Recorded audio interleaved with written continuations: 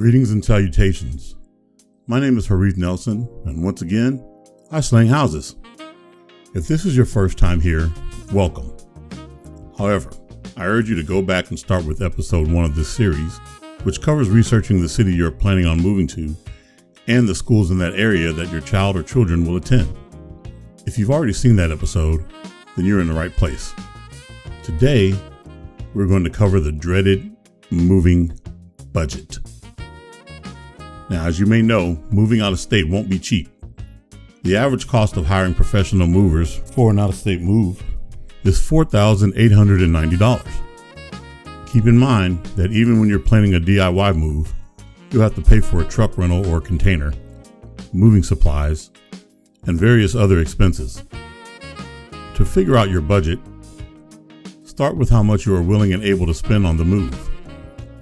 Then list out all necessary moving expenses. Remember to put a bit of money aside for unexpected expenses. Also, if moving for a job, be sure to check whether or not your employer plans to cover all or part of your moving expenses. Moving to a new state is hard to do without professional movers. If you decide to hire a moving company to help with the move, make sure it's reliable and trustworthy. When researching moving companies, check out company reviews and ratings on moving.com's Moving Company Directory.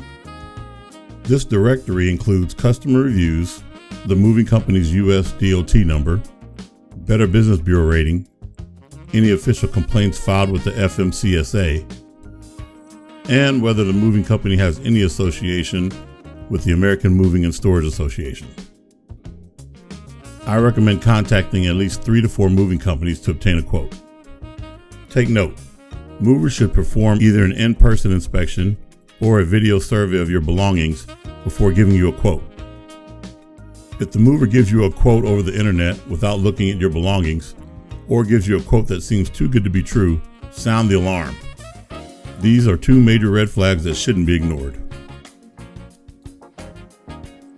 So, there's good news and bad news. The bad news is that hiring a moving company for an interstate move is expensive. The good news is there are cheaper alternatives to hiring professional movers. For one, you can rent a portable moving container. These moving containers also double as temporary storage containers when moving. Renting a portable moving container for an out-of-state move may cost anywhere from $2,000 to $3,000 per month. However, the cost depends on the rental duration and the size of the container. A second alternative is to rent a moving truck and drive your belongings to the new state yourself. Not only are truck rentals a big money saver when it comes to moving, but they're also easy to come by.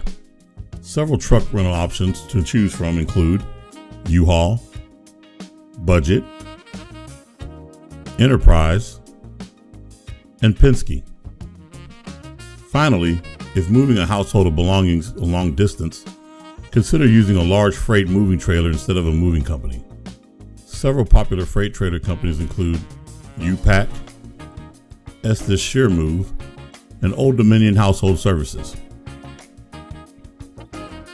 Furthermore, when you move can also affect the cost of your move. Those moving on weekends, holidays, or during the summer will likely run into greater demand, less mover availability, and therefore higher moving rates. On the other hand, if you choose to move during a weekday when it's not peak moving season, then you'll likely have a less expensive move. Another thing you'll need to budget for is your moving supplies. This includes the following: moving boxes, foam pouches, bubble rolls, and packing tape. Make sure to order your moving supplies at least a month before the move so you can start packing as soon as possible. There are several packing calculators online that you can utilize. Now, here's 2 tips for your current domicile that may affect your budget. Number 1, unless you plan on cleaning the house yourself, you're going to need to hire someone to conduct a deep clean of the home. Ask for professional cleaning service referrals from friends and family, or look up some on the internet. Number 2, if you're renting, you'll also need to make sure that all repairs have been completed before the move. Oftentimes, landlords want walls repainted and holes repaired before the tenant moves out. Make sure to check with your landlord about what needs cleaning and changing before moving away. Okay, let's talk travel arrangements. Moving long distance almost always involves making travel arrangements. Just make sure to arrange your travel plans well before the move. Examples of travel arrangements to consider include booking a plane ticket, booking a car rental, making a hotel reservation, or other overnight plans if needed. Oftentimes, it takes moving companies a week or more to deliver belongings, so make sure you also have plans set for temporary housing.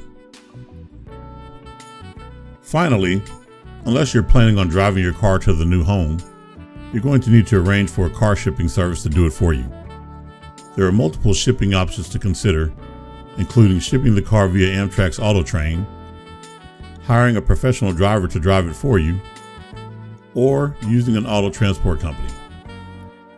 Those using an auto transport company to move their cars can choose either an open air carrier or an enclosed carrier.